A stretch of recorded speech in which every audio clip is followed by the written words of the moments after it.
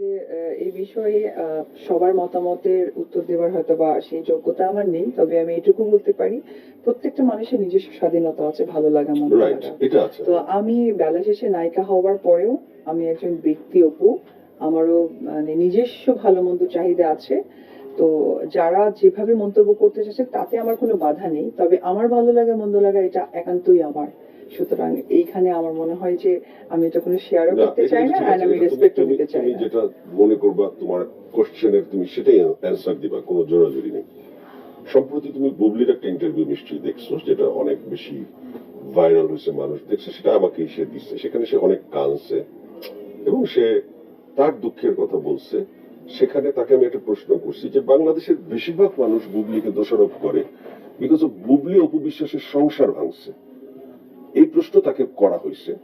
তো সে এই প্রশ্নের উত্তর কি দিছে সেটা তুমিও জানো, দেশের জনগণও জানে, কিন্তু আমি বুঝতে পারিনি। আমার কাছে শুধু একটা কথাই মনে হয়েছে যে ও বোঝাতে চাইছে যে সংসার স্ট্রং না, যদি সংসারটা স্ট্রংই হইতো তাহলে থার্ড কোনো পার্সন সেখানে সুযোগই পাইতো না। এটা হচ্ছে মূল কথা।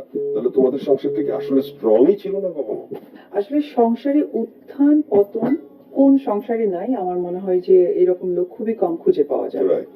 তো সেই জায়গা থেকে উনি স্পেসিফিক হয়তোবা ওনাকে ক্লিয়ার করেছেন ব্যাপারটা বুঝিয়ে, কিন্তু স্বাভাবিক জীবনের একটা মানুষ যদি হয়ে থাকে তাহলে এটা একদম আপেক্ষিক একটা উনি উদাহরণ দিয়েছেন। আপেক্ষিক উদাহরণের কোনো ভিত্তি থাকে না, ভিত্তিটা অনেক হালকা থাকে।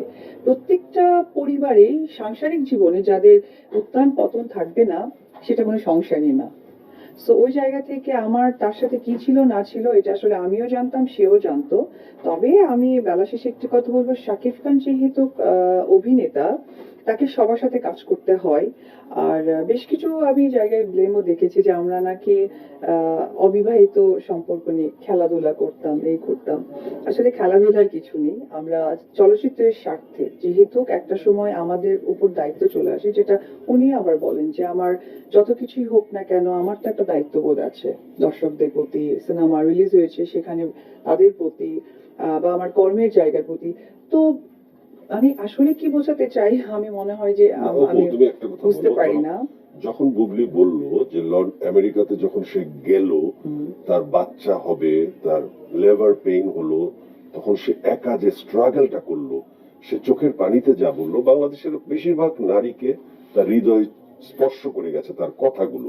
তুমিও তো একজন নারী, তোমার জীবনেও তো অনেক ক্রাইসিস গেছে। তো বুবলির এই কথাটা কি তোমাকে একটু ভাবায় নাই? ভাইয়া একটা কথা খুব মাথায় রাখবেন, যে যে রাস্তা আপনি কখনো হাঁটেননি, কাউকে যদি আপনি হাঁটতে দেখেন যে ওইখানে শ্যাওলা পরে পিছলে গেছে, আমি একজন নারী হয়ে বলছি এখন, কিন্তু সে পিচ্ছিল জায়গায় কিন্তু আরেকজন যেতে গেল পাটা কি কামড়ে কামড়ে হাঁটবে যাতে আমি পিচ্ছিল না হই। রাইট। সো আমার মনে হয় এতে করে দর্শক যারা ক্লিয়ার হবার হয়েছে। সো আমি তো টিভিতে এসেছি আমার সন্তানকে নিয়ে, তো আমি আমার সন্তানকে নিয়ে এসে তখন উনি মাঝে মাঝে একটা কথা বলে যে ওনাদের এই ব্যক্তি জীবনে আমি ছিলাম না, ওই ছিলাম না। ওকে ফাইন, আজকে আমি ডিরেক্টলি একটা কথা বলি, উনি আমার ব্যক্তি জীবনে ছিলেন না, ফাইন। আমাদের সাংসারিক ঝামেলা ছিল, ওকে ফাইন। আমি যখন সন্তান নিয়ে একটা বেসরকারি চ্যানেলে আসলাম,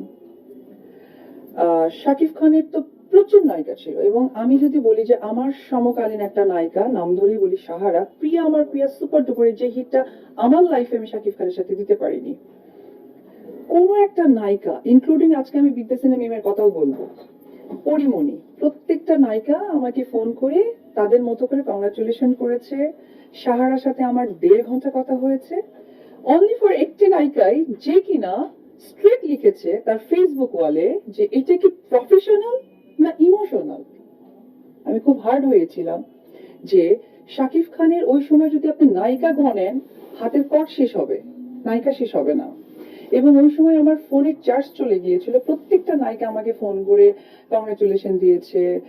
এমনকি আমার মনে আছে মিম, ও হচ্ছে আমাদের একজন জার্নালিস্ট আছে শফিকাল মামুন, তার ফোনের মাধ্যমে আমাকে ফোন দিয়ে বলেছে, দিদি খুবই সুন্দর হয়েছে বাবু, আমি কবে দেখতে আসবো, ভালো লেগেছে। এবং আমার সমকালীন যে নায়িকারা ছিলেন, পূর্ণিমা পরে ডেফিনেটলি তারা সিনিয়র মানুষ, তাদের আমি জড়াতে চাই না। একটি মাত্র মানুষ তার ফেসবুক ওয়ালে বিশাল লম্বা স্ট্যাটাস দিয়েছে। এটাই কি আসলে মানুষ? আসলে তখন আমার থেকে মানুষই তো তখন জিনিসটা দেখেছে, তো